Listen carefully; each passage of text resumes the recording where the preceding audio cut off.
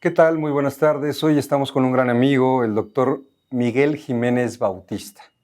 Con él vamos a hablar de un tema muy importante que son los agravios en materia administrativa. Muchas gracias, querido doctor, por estar Muy hoy buenas con tardes. nosotros, hablar de un tema relevante que son los agravios en materia administrativa. Y previo a que él nos explique este tema que maneja con gran profundidad, quisiera permitirme leer una síntesis curricular. Él es licenciado en Derecho, egresado por la Facultad de Derecho de la Universidad Nacional Autónoma de México. En el año de 2006 obtuvo el diplomado por especialista en Derecho Fiscal y en 2008 el grado de maestro en Derecho, ambos por la División de Estudios de Posgrado de la Universidad Nacional Autónoma de México. En el año 2021 obtuvo el grado de doctor en Derecho por el Centro Universitario de Estudios Jurídicos.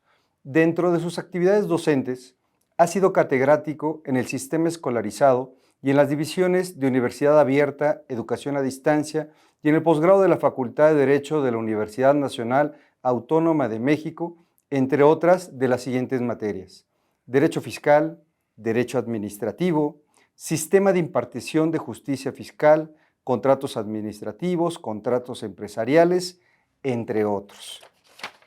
De igual forma, en su experiencia profesional, se ha desempeñado como consultor jurídico en materia familiar, civil, fiscal y administrativa en diversas firmas de abogados y cuenta con diversos cursos y diplomados en materia fiscal, administrativa, competencia económica, radiodifusión, telecomunicaciones, argumentación jurídica, amparo y derechos humanos.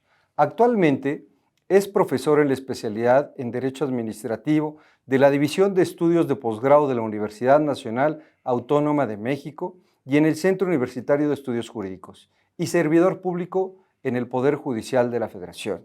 Pues hoy, como se darán cuenta, estamos de gala. Me quedo un poco corto al leer la síntesis curricular y toda la experiencia que tiene aquí el doctor Miguel, pero por razón de tiempo voy a abreviar. Nada más quiero decirles que me siento muy satisfecho, muy contento de tenerlo entre nosotros, principalmente porque nos va a hablar de un tema sustantivo.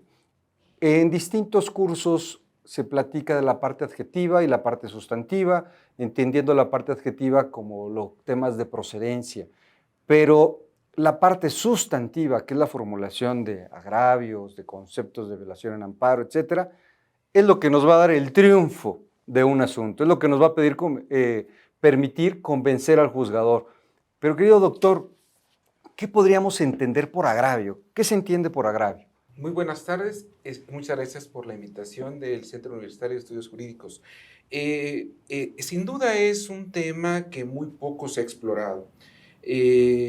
Aunque nosotros como abogados hemos escuchado esta parte de los agravios, creo que no hay propiamente lo que es un estudio a conciencia de cómo debe hacerse, las recomendaciones, los errores, los puntos finos que de entrada deberíamos de conocer en un principio dentro de la carrera, posteriormente ya saliendo a la vida profesional. Respondiendo a esta pregunta, ¿es la lesión jurídica que se duele un gobernado y que hace valer al controvertir un acto o una resolución de una autoridad administrativa? Cito en esta parte una tesis de la segunda sala de la quinta época, en donde dice: agravios. Se entiende por agravio la lesión de un derecho cometido en una resolución judicial, por haberse aplicado inexactamente la ley o por haberse dejado de aplicar la que rige al caso. Al expresar cada agravio, el recurrente debe precisar cuál es la parte de la sentencia que se lo causa, citar el precepto violado y explicar el concepto por el cual fue infringido. Y no es apto para ser tomado en consideración el agravio que carezca de esos requisitos. Por tanto, si el interesado no hace citar los conceptos que considera violados sin expresar el concepto de la infracción, hay impedimento de acuerdo con el artículo 90 de la Ley de Amparo para examinar los pseudoagravios que así se hubieran expresado. De esta tesis que les acabo de leer, vienen algunos elementos que considero muy importantes para que podamos entender este tema que les pongo.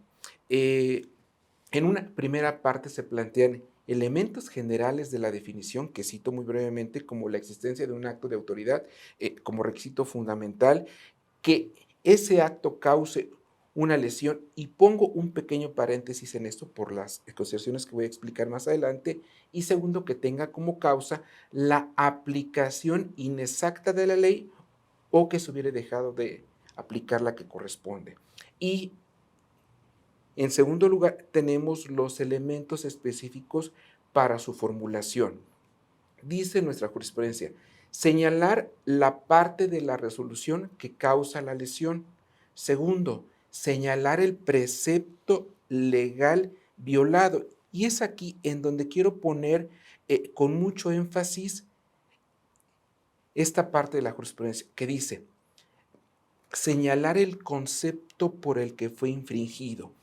Nosotros hemos escuchado esta palabra de conceptos de violación, conceptos de impugnación y también la palabra agravio, pero en muchas ocasiones, pues esos comentarios que si alguna vez nos dijeron dentro de las clases de teoría del proceso se nos ha olvidado, de tal manera que para desentrañar esta parte de la jurisprudencia que les traigo, es preciso indicar qué significa un concepto. Si nos vamos a un diccionario normal y buscamos la palabra concepto, nuestra sorpresa es que significa idea, de tal manera que cuando nosotros escuchamos la palabra concepto de impugnación, concepto de violación, realmente lo que tendríamos que, o lo que estamos diciendo más bien, es en este sentido que es la idea de nuestra lesión. Yo voy a expresarle al juez a través de un escrito la idea que yo tengo acerca de la lesión que me causa el acto de autoridad. Y de esa manera generar un indicio de lo que vamos a impugnar dentro del propio escrito. Muchas gracias, doctor. Efectivamente, de lo que vengo escuchando es un acto de autoridad que causa una lesión.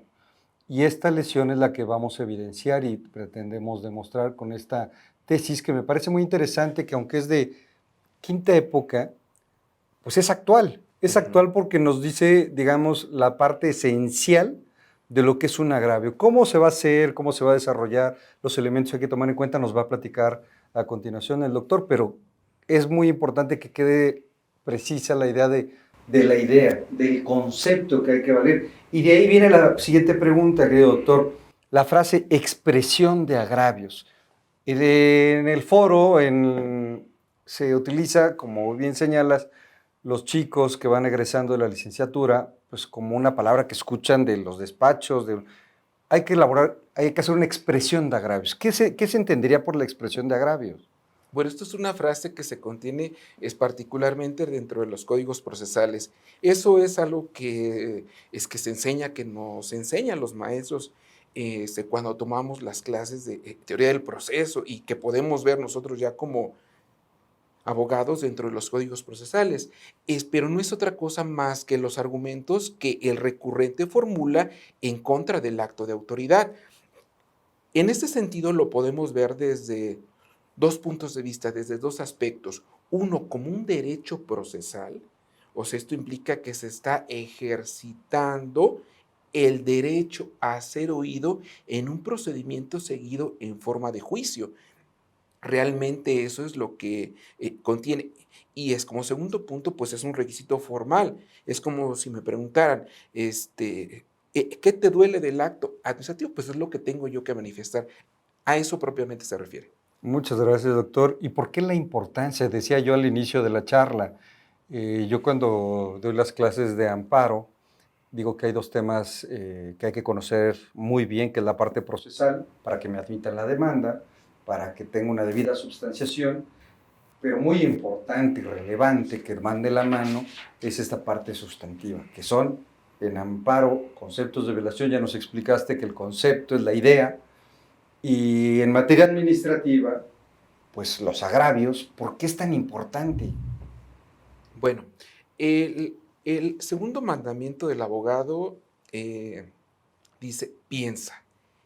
El derecho se aprende estudiando, pero se ejerce pensando. Em, ¿Qué pasó con nuestras clases cuando nosotros estudiábamos la carrera de licenciado en Derecho? Y de alguna forma cuando nos incorporamos a la vida profesional, ¿cómo hacíamos nuestro primer escrito? En mi caso, yo me acuerdo que habían libros muy importantes sobre formularios, sobre formularios de demandas de recursos. Eran muy valorados y de alguna forma, pues muchos eh, aprendieron con formatos, con machotes. Otros más diciendo, pues si quieres hacer algún recurso, alguna demanda, pues búscate una jurisprudencia y si ya la encontraste, pues ya la aplicas y es más que suficiente. Pues fíjense que no es tan fácil, ¿sí?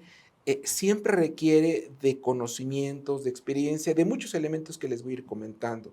Eh, Otros más decían, no, pues puedes ir a los juzgados, pues entra alguna audiencia, observa a quién la está dando, cómo habla, qué alega, qué dice.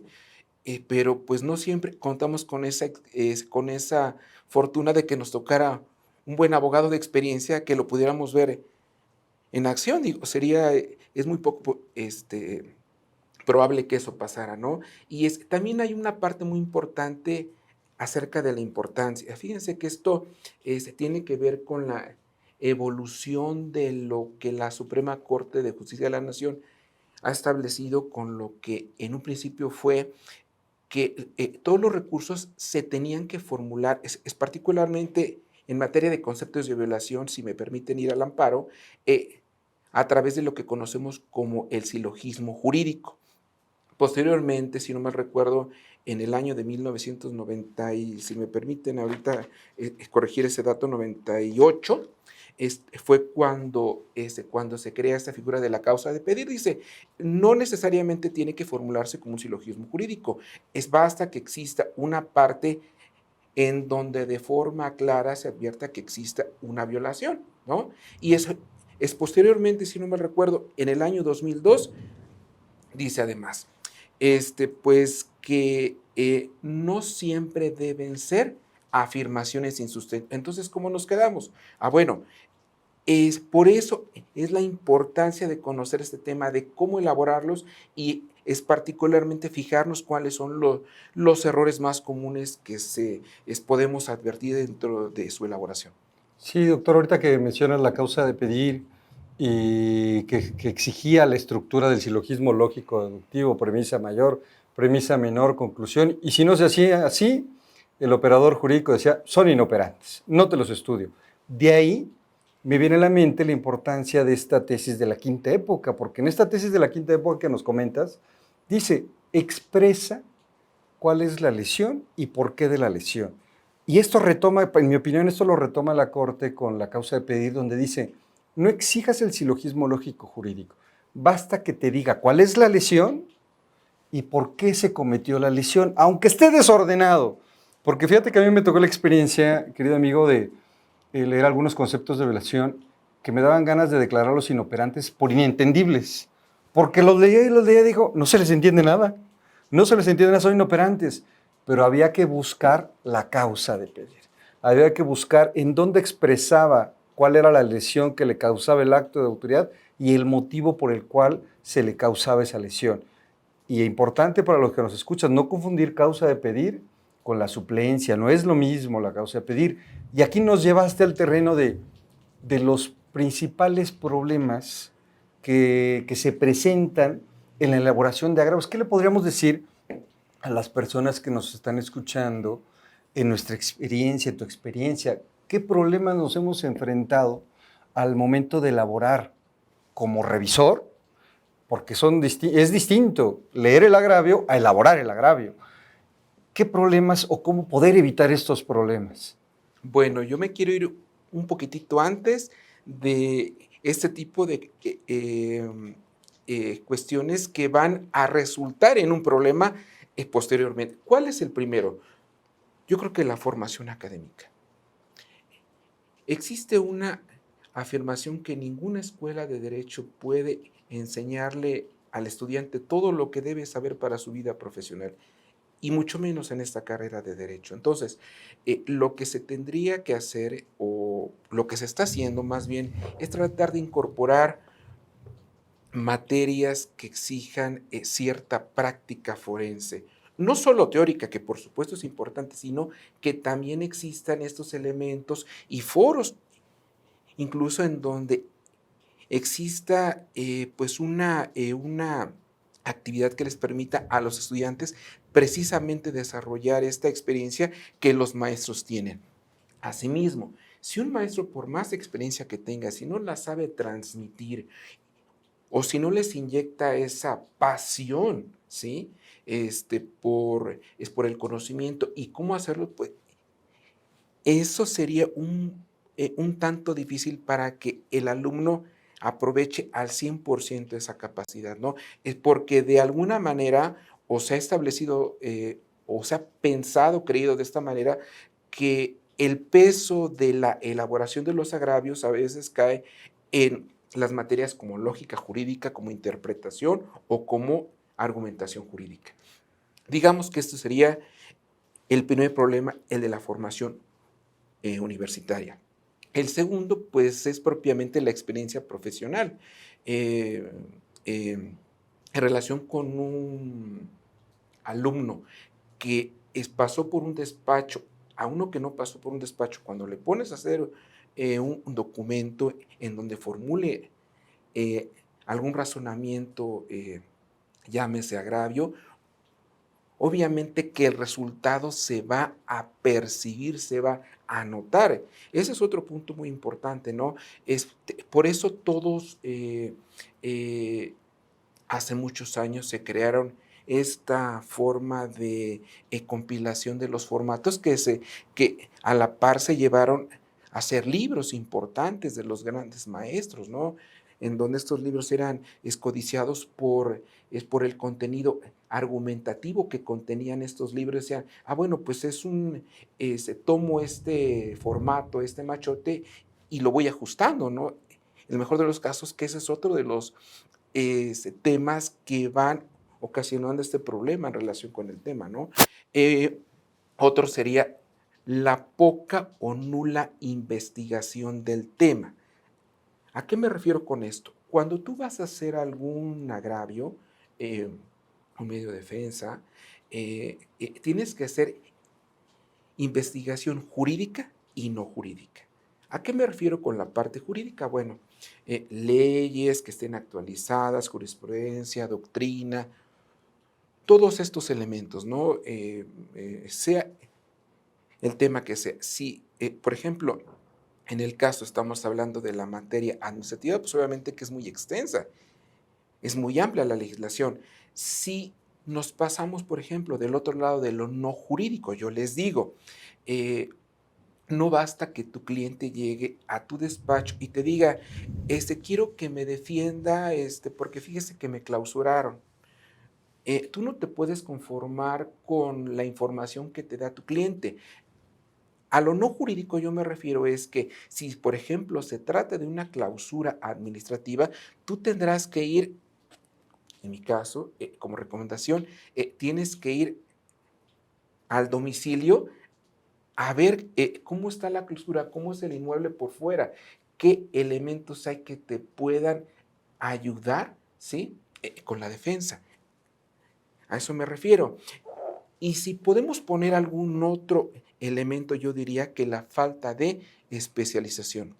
Les decía ya que la materia administrativa es muy amplia y basta con mencionar algunas materias de reciente creación, el derecho de las telecomunicaciones, el derecho deportivo incluso, el derecho eh, Medio astronáutico, ambiente, sí. espacial, no sé, cualquier clase de materia que hoy en día se está dando con esta parte de los avances tecnológicos, pues obviamente que amerita cierta capacitación y especialidad. Es porque eso, a medida que tú conozcas más el tema, eso te va a permitir formular mejor tus agravios. Creo que sí, de lo que comentas como una problemática a atender en la elaboración de agravio, y insisto mucho en la parte sustantiva, es primero capacitación. Capacitación en aulas, conocer el tema. Eso me encantó, conocer el tema, porque si vamos a hablar de clausuras, pues hoy debemos de tener la normatividad, pero además debemos de tener tratados internacionales ahora. En la mesa donde vamos a elaborar los agravios tengo la legislación, tengo la doctrina, tengo tratados, tengo criterios de corte interamericana, ya tengo información. La academia y otro tema que a mí me encantó, la práctica, que desde la facultad puedan haber materias donde practiquen, pero además en los despachos. Ahorita me hiciste acordar cuando yo estaba en la facultad, amigos que me decían, fui a un despacho a pedir trabajo y la prueba fue elaborar agravios. Esa era la prueba, elaborar agravios. Y muy pocos pasaban la prueba. Y debo confesarte, amigo, que dije, wow, ha de ser un gran logro elaborar agravios, porque lo veía muy lejano ya que no lo hacía. La práctica es muy importante. ¿Y cómo evitar? ¿Qué tipo de acciones recomiendas que puedan tomar abogados que quieren desarrollar, perfeccionar esta práctica del agravio? ¿Qué les recomendarías? ¿Cómo evitar esta problemática? Bueno, pues hay situaciones que tenemos que evitar, como lo comentas. Por ejemplo, pues más o menos he hecho yo un análisis práctico de la experiencia que me ha tocado como pasante, como abogado litigante en su momento, y más o menos tengo como una clasificación que me gustaría compartir con ustedes. Agravios por orden del jefe. Ah, caray, ¿a qué se refiere esta? Así como dicen, ¿no? Tienes este acto de autoridad, necesito que me lo impugnes. El estudiante, el abogado, ve el documento y dice, híjole, pues creo que no tiene muchos elementos de primera vista, es para impugnar, pero como es una orden del jefe, tienes que hacerla. Y si no lo haces, a lo mejor es motivo de despido, ¿no? Segundo, los agravios de último momento. Como su nombre lo indica, el cliente llega corriendo con ustedes como abogados. Oiga, fíjese que tengo este tema urgente que me pasa. Ah, bueno, tú ya lo checas preliminarmente rápido y dices, híjole, lo primero es el cómputo. ¿Y cuándo se te vence? ¿Hoy o mañana? ¿Qué tienes que hacer? Pues tus agravios, rápido, express, situaciones que no se deben dar, ¿sí? Y Por pasa en supuesto, la realidad. por supuesto pasa. Otros más. Los agravios sin investigación, que precisamente va vinculado con esto que ya comentaba de la investigación jurídica y no jurídica, ¿sí? Sí, tienes tú como abogado, especialista en esa materia, que investigar la jurisprudencia, la doctrina, las leyes, porque luego hasta el problema es encontrar cierto tipo de legislación secundaria que a veces solo es del conocimiento de la institución. Me ha pasado, no sé ustedes, ¿no? Y la no jurídica que yo les digo que es ir hasta el lugar de los hechos. Es que no es necesario, pues a veces sí lo es más. Hoy en día con los avances tecnológicos, a través de Google Maps, hasta podemos ver la puerta del domicilio en donde son los hechos. Digo, eso nos pudiera funcionar en determinado caso dependiendo del tema, ¿verdad? Otro tipo de agravios, los agravios que son copia de un asunto previo o similar. La regla es que ningún asunto es similar a otro. Por eso debemos de tener mucho cuidado nosotros como abogados cuando hagamos un agravio de no copiar textualmente. O sea, se pueden copiar ciertos elementos, el esquema, el bosquejo, pero no la totalidad porque de alguna forma siempre serán diferentes. Tenemos otra clasificación, los agravios de inspiración. Pues no se trata propiamente de que sea como un momento en donde se te prende el foco, como dicen. No. Para que eso suceda, necesitas de estudio y de conocimientos. Eh, yo no la descarto como si fuera una cuestión mala, sino que de alguna forma, entre más estudias y más lees, yo creo que vas a tener mejores elementos precisamente para formular tus agravios. Otros más, los agravios con sentimiento personal, no se trata de que el abogado, no, tome de una forma personal el asunto, ni mucho menos que se deje llevar por el cliente y que de alguna forma sean pues hasta un tanto duros y agresivos con los escritos en la forma de redactar. Sí, sí, sí, No sí. se trata de eso, sino que se trata siempre que exista cierto respeto, ¿no? La prudencia, el respeto con los tribunales. Perdón que te interrumpa, pero ahí me acordé, fíjate, hace años, en el Tribunal Electoral del Poder Judicial de la Federación, en Sala Superior, se analizó un asunto en donde precisamente el agravio fue formulado en forma pasional, denostando a los juzgadores, y recuerdo una reflexión muy buena que hizo el magistrado Pedro Esteban Penagos, quien si nos llega a ver le mando un cordial saludo, gran magistrado chiapaneco. Él decía que al elaborar los agravios hay que tener fuerza en la razón, suavidad en las palabras. Si tenemos la razón, no hay por qué insultar, no hay por qué ser apasionados denostando. Sí, Perdóname. entonces son algunas circunstancias que se pueden presentar, ¿verdad? Otros más son los jurisprudenciales. Y esos son los más comunes de verdad. Eh, el formular un agravio no se trata de que se corten y se peguen infinidad de tesis de jurisprudencia que tú consideres que se aplican. No funciona así. No es así y no debería de pasar así. ¿Sí? Es más, por ahí eh, había una disposición en la ley de amparo en donde decía que tesis que se cita en un recurso, el juez estaba obligado a pronunciarse en torno a su aplicabilidad o no. Hoy en día se encuentra derogada precisamente por esa situación. Entonces, sí, no es una práctica que hasta la fecha yo la sigo viendo, cuestión que no debería de existir, ¿verdad? Otros más son los agravios de consulta. ¿A qué se refieren esto? Bueno, como estoy tomando yo un asunto que tal vez no conozco, voy con un amigo contigo, oye, fíjate que tengo este asunto para consultarte, ¿cómo lo ves? Y simplemente tomo tus palabras, las pongo en el escrito y yo ya no pienso.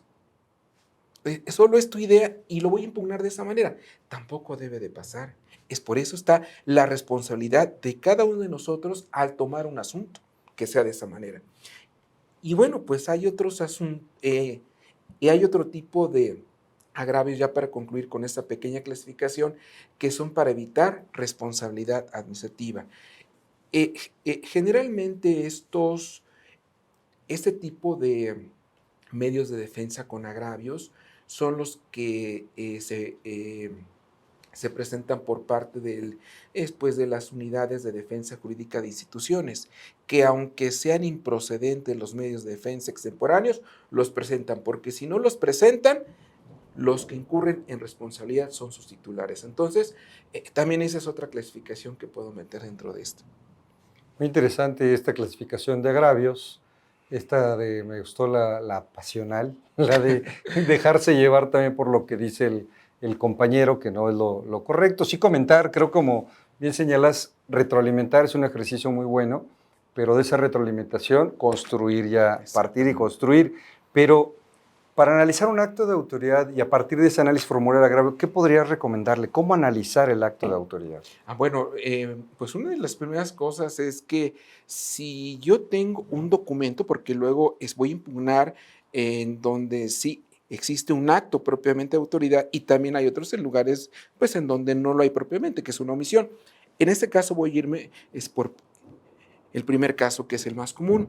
Si yo tengo el acto y se trata de que yo lo tengo en medios electrónicos, lo primero que tengo que hacer, y es mi recomendación principal, tengo que imprimirlo y sacarle una copia y trabajar sobre la copia. ¿A qué me refiero con trabajar? Leerlo completamente, a tu propio ritmo. sin prisas. Porque si lo haces de esa manera, si yo te digo, oye, maestro, tienes media hora para leer esta sentencia, esta resolución y que me des tu punto de vista. Pues obviamente que es un análisis superficial que no va a implicar un razonamiento de fondo. Yo por eso les digo, siempre a tu propio ritmo. Es más, resulta válido que cuando tú ya terminaste de estudiarlo, se lo des a una tercera persona y que también lo lea y que te dé su opinión, pero a su propio tiempo y de alguna manera puedan intercambiar pues ideas, puntos de vista, precisamente para mejorar la idea de lesión. Otro punto que tal vez es importante es identificar el acto de autoridad, particularmente por materia. Esto es que sea materia administrativa y para eso es muy útil la clasificación que podemos encontrar desde la doctrina, incluso que ha tomado la Suprema Corte en diversas tesis como es el criterio orgánico, formal y material, ¿no? Eso también es un tema ya explorado. También otro punto importante es el análisis de los hechos que se encuentran en el propio acto. Ojo, siempre les digo esto a mis alumnos cuando son litigantes, les digo, cuando ustedes tengan una entrevista con algún cliente nuevo, siempre por anticipado pídanles que en una pequeña hoja les hagan su propia relatoría de hechos, de tal manera que cuando lleguen con ustedes para la entrevista, la plática que tengan ustedes precisamente la hagan con base en los hechos que están ahí, ¿sí? Porque considero yo que quien tiene que narrar los hechos es el cliente. Al abogado le corresponde redacción, formato, estructura, cualquier otra cosa, pero siempre con ese particular sello. Otra cosa, pues ya que estamos dentro del acto, precisamente lo que tenemos que hacer es identificar la figura jurídica de la que se trata este asunto. ¿A qué me refiero con esto? Si se trata de una figura sustantiva, pensemos materia procesal como la prescripción, o una institución jurídica como pudiera ser los alimentos en la familia o la propia familia. Entonces, sí ver qué tipo de figura jurídica o institución jurídica se trata nuestro asunto, ¿no? Y es por último, yo lo que diría nada más en esta pequeña cápsula que estamos haciendo es identificar los elementos del acto administrativo de conformidad con la ley, ¿sí? Que es el artículo 3 de la ley federal y el artículo 6 y 7 de la ley federal de la ley de procedimiento administrativo de la Ciudad de México. Sí, estarás de acuerdo, amigo. Yo comentaba en esta parte de que tenemos que ser, o el abogado debe ser un auditor de legalidad y de constitucionalidad del acto de autoridad. Me gusta la parte donde dices, tienes que leerlo a tu tiempo, desmenuzarlo parte por parte, los argumentos, los artículos en un plano de legalidad, como decías, si los hechos se adaptan a la norma en este ejercicio de subsunción, y si es así, decía un alumno, si es así ya perdí, licenciado. No, vamos a subir al de otro esquema que es de constitucionalidad, que es muy importante tenerlo en mente. Pero ¿qué herramienta podrían utilizar la gente que nos escucha para la elaboración de un agravio? ¿Qué herramienta les sugerirías? ¿Qué tip, digamos, permítanme la expresión, qué tip les podrías dar? Bueno, pues como tip, pudiéramos iniciar con la lluvia de ideas. Voy a hacer un pequeño comercial en esto, en relación con una serie de un famoso médico que tenía mal carácter. Me imagino que ya saben quién es ustedes. Pero... El doctor Casa. Exactamente. Digo en español, tradúzcalo al inglés. Exactamente. Entonces, cuando yo vi esa serie, yo dije, ¿cómo es que llega a un resultado? Bueno, pues, pues investigando, descubrí que no hace otra cosa más que aplicar el método científico. Pero, pues todos conocemos eso porque lo hemos estudiado, pero, decía yo, debe de tener algo más. Y sí, tiene algo más que yo les quiero compartir en este momento. Tiene un equipo que le permite llegar a esos resultados. Tiene un alumno, se podría Internista, decir, o ajá. Sí, los residentes. residentes, uno que siempre le da la razón, uno que siempre duda de lo que dice. Hay otro que siempre está en contra de lo que dice. Si nos vamos con cada uno de los personajes, le permite a él hacer que un procedimiento de lluvia de ideas. Y es lo que les quiero recomendar a ustedes, que cuando tengan un asunto, yo comparto contigo este acto de autoridad, yo lo leo, se lo doy a otra persona y cada uno va a tener su punto de vista. Lo que yo los invito a hacer precisamente como tip, ¿sí?, es que tengan la lluvia de ideas.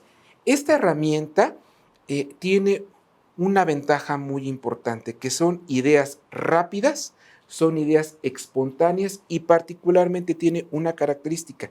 En ese momento no es necesario comprobarlas. Simplemente me dicen, te dicen, las anotas y va a llegar otro momento en el que tú lo vas a ir analizando y vas a llegar a tu propia conclusión si lo tomas o lo dejas, ¿no? Otro tip, segundo tip, mapa mental. Cuando ya tienes todas tus ideas, trata de hacer un mapa mental, porque eso te permite organizar tus ideas, ¿sí? Y las más relevantes es precisamente lo que tú vas a tomar como base de tu agravio. Uh-huh. Otro tip, redacción con estilo. Como dicen, como te leen, te resuelven. Por eso es importante que tú seas claro, concreto, ¿sí?, con un léxico congruente, porque de esa manera tú vas a persuadir, a convencer. Y algo que se nos ha olvidado mucho cuando hacemos nuestros agravios, en los agravios se incluyen los hechos. Y al argumentar los hechos, nosotros los tenemos que soportar con las pruebas. Si no lo hacemos de esta manera, no vamos a llegar a un buen resultado, ¿sí? Y lo más importante, no tenemos que ser extensos. Siempre tenemos que decir lo justo con las palabras más concretas que tengamos. Es válido que usemos cuadros sinópticos, mapas mentales, unos diagramas, todo lo que nos sirva precisamente para ser mucho más gráficos, ¿ok? Y pues bueno, yo también otro tip que les recomendaría es el uso de conectores. Realmente es otra herramienta que nos permite organizar las ideas, ¿sí?, que se tenga pues una redacción mucho más fluida y nos permite con mayores elementos pues una compresión del texto, ¿no? Sí, entonces. Muchas gracias, doctor. Ahorita que mencionaste de los hechos, los artículos, pruebas, podríamos inclusive sugerir esta metodología que, según recuerdo, tiene el origen en la materia penal de la teoría del caso, que decían, la teoría del caso tenemos circunstancias fácticas, qué dice la norma, y las pruebas con lo que voy a demostrar. Y aunque esta tesis de la causa de pedir invita al operador jurídico a no ser exigente en el silogismo jurídico, yo pienso que para asuntos, digamos, me voy a permitir decir, no tan complejos, creo que sería muy útil que en esta estructura de agravio dijera el artículo. ¿Qué se espera del artículo? ¿Cuáles son los hechos? Hacemos la subsunción y demostrar como una parte de metodología clara. Esta parte donde tú dices, como te leen, te resuelven. Si podemos ser más claros en el agravio, nos van a resolver mejor, insisto. Se los va a agradecer el operador jurídico. Se los va a agradecer el secretario proyectista, el magistrado, de no leer y leer y leer. Y dice, bueno, como dirían en algún sexenio, decían, ¿qué quiso decir? O que no sabemos qué dijo, hay que buscar qué dijo. Y si de plano no, me recuerdo también una tesis que sacó la Suprema Corte donde dice que no obstante la causa de pedir, serían inoperantes los que resultan meras manifestaciones carentes de sustento. O sea, la causa de pedir no es la solución ni la panacea. Pero para concluir, querido amigo, ¿cuál sería una recomendación que les podrías hacer a las personas que nos están haciendo el favor de vernos en esta parte de agravios? Bueno, voy a dividirlo en 2 puntos, si me permiten. El primero de ellos, yo les diría que el día que ustedes como abogados ganen un asunto, puede ser de cuantía o de trascendencia incluso, pero vean ustedes en la parte considerativa que si el juez les dijo lo que el abogado quiso decir, o en suplencia de la queja incluso, ¿sí? Eso yo creo que es un tache para ustedes como abogados. La responsabilidad es de nosotros 100% que lo que escribimos esté claro, entendible, así como lo comentamos, ¿no? Y para eso, como segundo punto, siempre voy a recomendar el uso del silogismo, ¿sí? Yo creo que con independencia de lo que la Corte nos ha dicho, yo soy muy partidario de que todavía se utilice esta herramienta conceptual, lingüística, que proporciona orden y manejo de las ideas con cierto orden. Entonces, soy partícipe de esta herramienta. Muchas gracias, querido doctor. Yo me sumo a tu propuesta de asuntos fáciles. Si nos escuchan especialistas en argumentación y lógica, podrían a lo mejor cuestionarlo, pero que quede claro, es una herramienta básica de metodología, no es la única, pero para asuntos, digamos, medianos o sencillos, es muy útil. Y el juzgador, el operador jurídico, se los va a agradecer enormemente. Hechos, normas y pruebas para llegar al convencimiento y que podamos llegar a escuchar, como lo hacen en nuestro máximo tribunal y no sesionan en el Tribunal Federal de Justicia Administrativa porque no sesionan, pero quisiéramos escuchar se declara la nulidad. Muy buenos agravios. Querido doctor, te agradezco mucho, esperamos sus comentarios que nos hagan llegar para esta charla es para ustedes. Si hay alguna inquietud, manden un correo ahí a la página del Centro Universitario de Estudios Jurídicos. Estamos a sus órdenes, háganos alguna propuesta de algún otro tema y estaremos con ustedes. Doctor, un placer. Muchas gracias. Gracias. Soy Cuej.